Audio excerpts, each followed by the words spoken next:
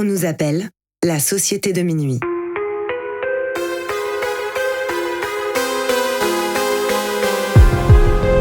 Séparément, on pourrait croire que nous sommes tous très différents les uns des autres. Nos passions, nos vies et nos histoires sont différentes. Nous ne fréquentons pas les mêmes écoles, ni les mêmes quartiers. La seule chose qui nous réunit, c'est d'avoir touché du doigt le surnaturel. Nous avons alors décidé de nous rassembler pour partager nos peurs, nos histoires bizarres et effrayantes. Les uns après les autres, nous replongerons au cœur de nos angoissants souvenirs, aux frontières du paranormal.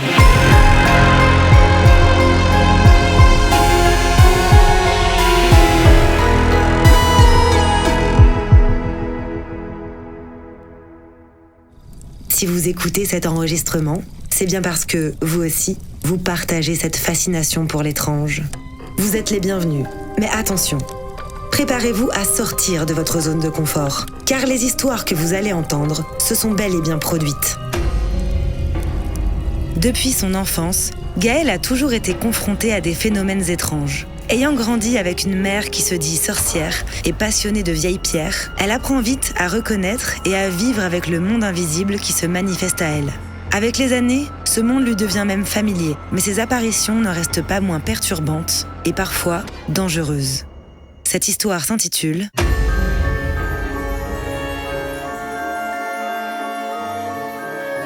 Les passeuses d'âmes ».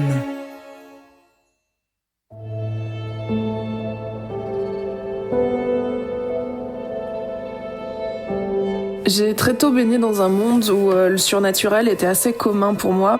Ma mère s'est toujours revendiquée sorcière et a toujours été dans ces pratiques-là. Ce qui fait que très tôt, j'ai eu accès à des sensations étranges, des ombres qui passent et beaucoup de phénomènes qu'on pourrait classer comme paranormal.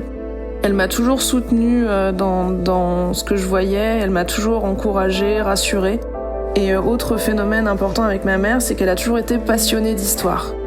Et donc, depuis toute petite, le week-end, on allait toutes les deux visiter des châteaux, des lieux abandonnés. Et il est vrai que dans ces lieux, j'avais souvent une sensation de froid, une sensation d'être observée.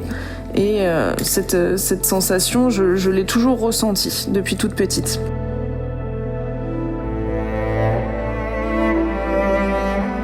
Quand j'étais plus jeune, quand j'avais 9-10 ans, mes parents, qui étaient passionnés de vieilles pierres, ont décidé d'acheter une maison. Et dans ma famille, il y avait une vieille ferme abandonnée depuis une vingtaine d'années. Donc mes parents ont fait en sorte de la racheter pour pouvoir la rénover, pour pouvoir être dans des vieilles pierres. Cette maison était un peu particulière parce qu'on était dans une maison avec une histoire chargée, on va dire. Il y avait eu beaucoup de familles de membres de la famille qui s'étaient succédés avec des gens qui venaient, qui étaient mal dans cette maison et qui l'abandonnaient. Le couple qui l'avait rénové s'était séparé et le couple avait explosé sans raison et avait abandonné la maison du jour au lendemain. Donc après plusieurs années de négociations avec ma famille, mes parents ont réussi à acheter cette maison suite à une histoire assez glauque du suicide de la sœur de ma grand-mère. Donc les travaux commencent. Comme la maison était restée à l'état sauvage, on va dire, depuis les derniers travaux, on avait des pièces à vider. Et le premier phénomène marquant que je retiens de cette maison, je devais avoir 10-11 ans pendant les vacances scolaires et j'étais avec ma grand-mère. On était dans une des pièces principales de l'ancienne bâtisse, donc une vieille ferme, et on vidait les gravats simplement pour pouvoir attaquer les travaux. Je retourne la tête à l'extérieur et je vois passer quelqu'un. Et ce quelqu'un, pour moi, c'était une petite fille avec des couettes, une robe bleue assez ancienne, qui passe en courant et qui me regarde en me faisant un sourire et qui disparaît. Je me tourne vers ma grand-mère en lui demandant si elle a vu cette petite fille. Et ma grand-mère me contredit totalement en me disant « Mais non, mais c'est le chien que t'as vu passer, c'est rien, il n'y a rien qui est passé, continue ce que tu fais. » Ça en reste là, je garde l'image de cette petite fille dans ma tête et je passe à autre chose.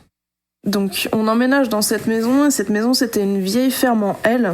Mes grands-parents avaient emménagé dans la partie anciennement cochonnier qui avait été toute réaménagée. Et avec mes parents, on était dans la partie principale, donc dans l'ancienne habitation de la ferme et dans la partie écurie.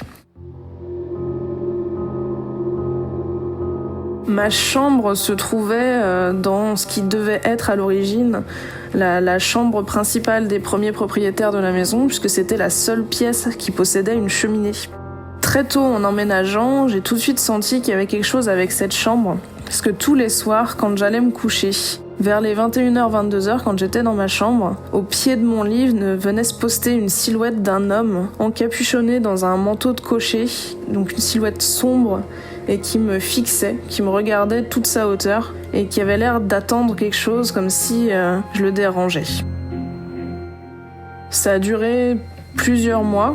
Tous les soirs à la même heure, il venait et au bout d'un moment, il disparaissait, mais il me fixait. J'en parle à ma mère, et ma mère me dit « Oui, mais c'est normal, c'est l'ancien propriétaire ». Et elle me raconte que tous les soirs, vers les 19h30, elle le voit passer le long de la maison comme s'il rentrait chez lui et qui se dirige vers l'ancienne porte d'entrée de la maison et qui disparaît à cet endroit-là. Et elle me le décrit, et c'était exactement la personne que je voyais. Je comprends qu'on voit la même personne et que visiblement c'est quelqu'un qui est dans les murs et qui n'a pas compris ce qui lui était arrivé. Ma mère m'a souvent expliqué que dans ses croyances à elle, en tout cas, ce qu'on considère comme des fantômes ou des ombres, etc., et qu'on peut voir apparaître, ce sont des personnes qui sont restées bloquées entre deux mondes, qui n'ont pas compris qu'ils étaient morts et qui restent entre deux plans, et que dans notre famille, on a un rôle de passeur d'âme, donc c'est-à-dire qu'on va... Les personnes qu'on peut voir comme ça, qui se montrent à nous, on peut essayer de communiquer avec eux pour leur faire comprendre que leur rôle dans ce monde est fini et les faire passer dans le prochain. Voyant cet homme qui se manifeste à moi tous les soirs, il y a un soir, je prends mon courage à deux mains et je me décide à aller lui parler. C'était la première fois pour moi où je m'adressais aussi franchement à une entité. Et je me pose sur mon lit, j'attends qu'il arrive. À l'heure prévue, il arrive très calmement, il me regarde et je me mets à lui parler. Donc j'essaye de tenir un langage pas trop de charretier, on va dire, vu que c'était quand même une personne assez ancienne. Je lui parle tranquillement en lui disant que son monde n'est plus le nôtre, qu'il a sûrement une famille qui est passée ailleurs, etc. Et que maintenant il faut laisser le lieu, nous laisser faire notre vie dedans, etc. Je sais plus exactement quel terme j'emploie pour lui expliquer, mais le fait est qu'au bout d'un moment, j'ai une sensation d'apaisement, de lumière, alors qu'il fait totalement nuit parce qu'on est en hiver, et une tranquillité qui se dégage. Et de ce moment-là, j'ai compris qu'il était passé et je ne l'ai plus jamais revu. Ma mère comprend tout de suite ce que je viens de faire, parce qu'à la suite de ça, je monte la voir dans sa chambre. Elle me dit « c'est bien, t'as réussi à le faire passer, ça l'a soulagé, c'est bien ». On pense que les problèmes sont finis à ce moment-là. On se dit « c'est bon, on l'a fait passer, il n'y a plus d'entité dans la maison, on va être tranquille ». Le problème, c'est que rapidement, les choses empirent. On commence à entendre des bruits dans le grenier, des grattements dans les murs, des sensations d'être suivi dans les couloirs. Toute la nuit, on entend des gens courir dans le grenier. Le plus marquant, c'est dans l'escalier qui mène au comble. Parce qu'à ce moment-là, mes parents se séparent et ma mère reste habiter dans le lieu. Donc elle emménage dans les combles. Elle se fait sa chambre là-bas, etc. Et ce qui fait que quand je veux aller la voir le soir, je suis obligée de passer par un escalier pour mener au comble. Et dans cet escalier-là, on se sent très vite très mal à l'aise. Même les personnes très cartésiennes qui viennent nous voir se sentent mal, ont l'impression que l'escalier est dangereux, alors que c'est un escalier classique, pas plus pentu qu'un autre, on va dire. Et à chaque fois, je me sens observée dans l'angle de ces pièces en montant l'escalier, et je sens qu'on me veut du mal.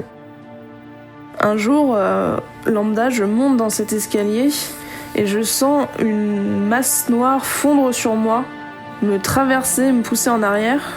Je finis par me tomber totalement des escaliers et atterrir en bas. Heureusement, sans blessure grave, mais on sentait bien que c'était malsain. Il y avait quelque chose de malsain dans cette pièce. On fait tout pour éviter d'y passer, mais bon, on est obligé d'y aller la journée. On évite d'y passer la nuit. Ce mystère, malheureusement, reste encore entier aujourd'hui, puisque peu de temps après ces phénomènes, ma mère et moi, on a déménagé précipitamment à la suite de la séparation de mes parents. On s'est retrouvés à devoir faire nos cartons assez rapidement, et donc on était dans cette pièce, en haut de cet escalier, en train de noter nos noms sur nos cartons pour pouvoir partir, scotcher les derniers cartons, boucler les dernières valises. Et la veille du déménagement, j'étais avec ma mère, avec un marqueur à la main, en train d'écrire mon prénom sur les cartons pour pouvoir savoir dans quelle pièce allait aller après le déménagement. J'écris mon nom, donc j'écris mon prénom sur un carton et j'entends hurler dans ma tête « Gaëlle, t'en vas pas ?» Je me pétrifie et je me tourne instinctivement vers ma mère et je la vois avec les yeux à moitié exorbités en train de me fixer. Nous avons toutes les deux entendu ce cri déchirant et ce cri qui pour moi était le cri d'une enfant. Du coup, pour moi, le lien était vite fait. Pour moi, c'était la petite fille que j'avais vue. Elle avait l'air désespérée et effrayée. J'ai vraiment eu l'impression que j'étais en train de l'abandonner et qu'elle m'en voulait un peu pour ça. Donc, ce qu'on en a compris avec ma mère, c'est que vraiment, il y avait encore quelque chose de malveillant dans la maison et qu'on était son seul rempart contre ça, cette petite fille, et que avec le fait qu'on parte, elle allait être toute seule face à ça. Malheureusement, le destin a fait qu'on est parti le lendemain et qu'on a quitté la maison sans se retourner. Et on a pu se permettre derrière de faire quelques recherches sur cette fameuse maison. Et on a découvert que cette ferme avait été construite début 1900 par un paysan qui s'était embourgeoisé et qui ressemblait, d'après les descriptions de l'époque, beaucoup au fameux propriétaire de la maison. Et que malheureusement, ce propriétaire avait perdu sa petite fille d'une noyade dans un étang qui se trouvait exactement là où je l'avais vu traverser la première fois.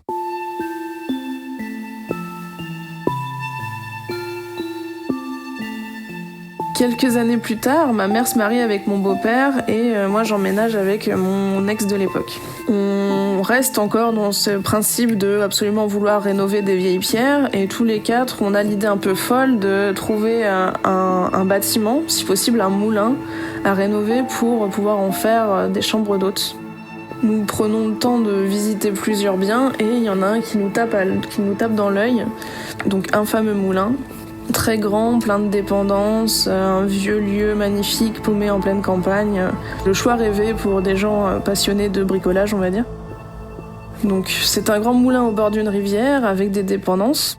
Il y a encore toute la vieille bluterie, donc tous les vieux mécanismes dedans, encore la roue, etc., qui sont plus en fonction, mais qui sont encore présents. Donc tout le vieux bois, les vieilles traces des meuniers, et encore des sacs, etc. Les premières traces de construction de ce moulin datent de 1250, donc il y a eu beaucoup de construction et de reconstruction depuis, puisque le moulin a souvent brûlé.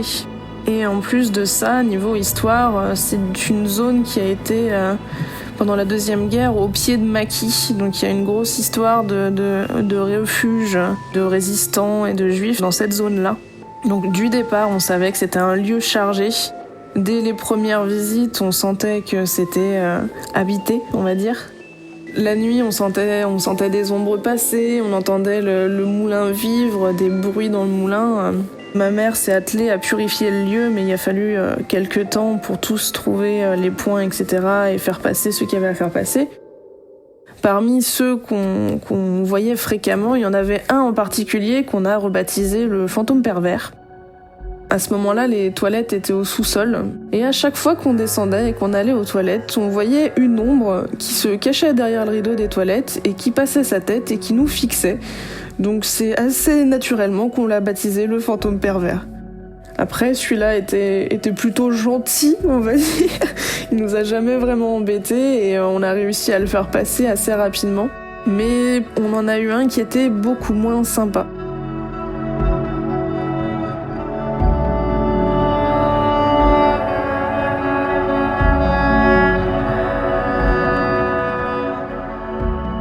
Quand on a été pour emménager, donc on s'est basé sur la première habitation avant d'attaquer les travaux.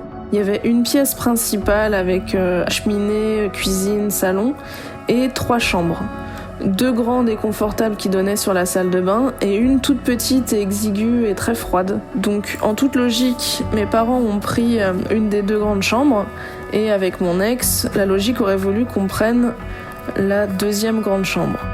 Sauf que du départ, dès les visites, dès qu'on a commencé à y aller, je me sentais extrêmement mal à l'aise dans cette pièce. Et j'ai tout simplement refusé d'en faire ma chambre. Et du coup, on a pris la petite chambre exiguë. Mais au moins, j'étais tranquille et rassurée. Dans les premiers Noëls qu'on a fait là-bas, on a eu tout un hiver où des amis à nous se sont retrouvés dans une situation financière très critique et sans logement. Donc on s'est retrouvés avec un couple avec une petite fille en bas âge de 18 mois qui sont venus vivre à la maison le temps de se refaire une santé financière et de pouvoir prendre un appartement. Donc comme c'était une des grandes chambres qui était laissée à l'abandon, cette fameuse chambre, on leur a laissé pour qu'ils puissent mettre le lit de la petite et toutes leurs affaires. C'était une pièce qui donnait accès au grenier. Donc il y avait un escalier qui donnait accès au grenier à grains, tout au fond, avec un placard sous l'escalier, avec une petite vibe Harry Potter creepy, avec une porte à loquet sous l'escalier. Et donc cette pièce, on leur a laissé et ils ont mis en place leurs meubles, etc. Ils avaient quand même quelques affaires. Et donc mon ami a décidé de mettre son lit dans un angle, le lit de sa fille sous la fenêtre, et entre la fenêtre et le placard creepy, elle a eu la bonne idée de mettre un rocking chair.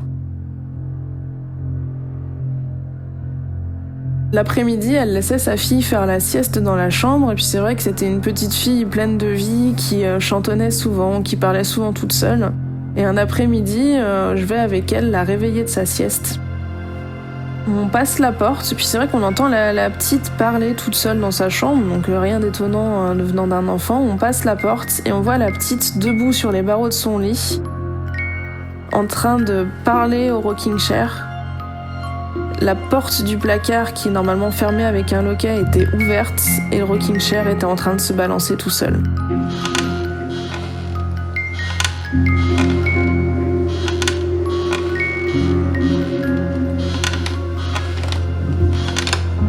On prend un coup de panique avec mon ami, on récupère la petite et on sort de la pièce. On en parle directement à ma mère qui s'occupe de purifier la pièce avec toutes ces techniques, fumigation, etc. Et on essaye de passer à autre chose, on essaye de faire en sorte que ça se calme. Le Noël qui suit, j'offre un collier de protection à la petite et ils sont partis peu de temps après avoir retrouvé un appartement.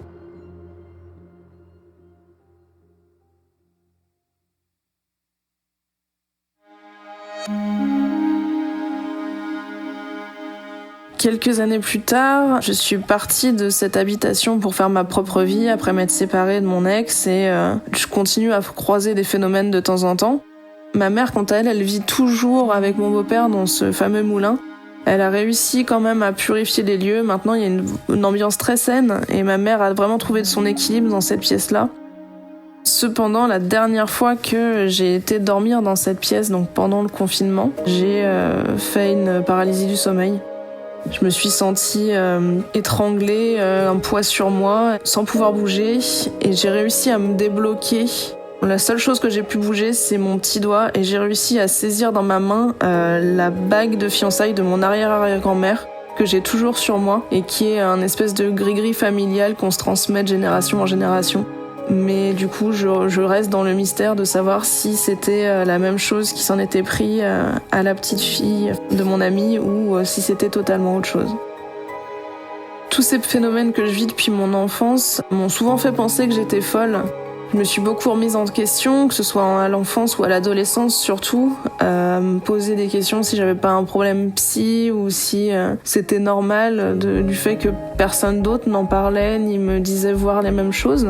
Je me suis longtemps cachée avant de me rendre compte que mon entourage proche devait pouvoir m'accepter telle que je suis. À l'heure actuelle, c'est même un test que je fais quand je rencontre des nouvelles personnes pour savoir si elles sont dignes de confiance, si elles peuvent accepter mes croyances, mes choix, etc. Parce que je pars du principe que quelle que soit ta croyance, ta religion, etc., je t'accepte sans te juger, donc fais la même chose avec moi si tu veux être digne de mon affection. Je sais pas ce qu'il y a après ce monde. J'ai tendance à me baser sur les croyances de ma mère qu'il y a le monde de vivant, le monde suivant et un espace flou entre les deux, dans lesquels peuvent graviter tous ceux qui n'ont pas fini quelque chose dans notre monde avant de mourir. Mais rien n'est sûr et nous ne savons pas ce qu'il y a après la mort et heureusement. De quoi serait capable l'humanité si nous avions toutes les réponses? On le saura en temps voulu, en attendant je continue ma vie telle qu'elle est.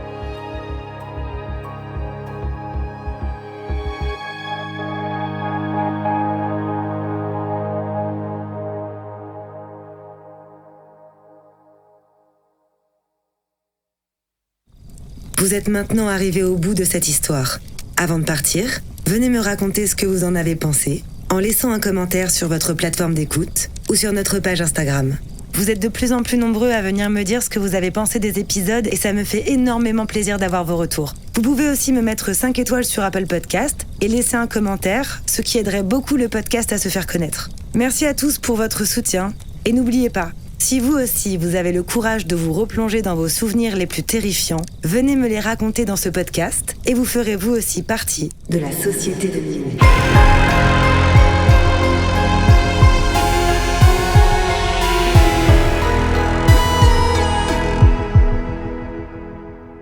Cet épisode a été réalisé par Laura Larman. La Société de Minuit est un podcast qui a été imaginé par votre hôte, Tatiana Benamou. Mixé par Dimitri Benamou, et la musique du générique a été composée par Jérémy Marlon.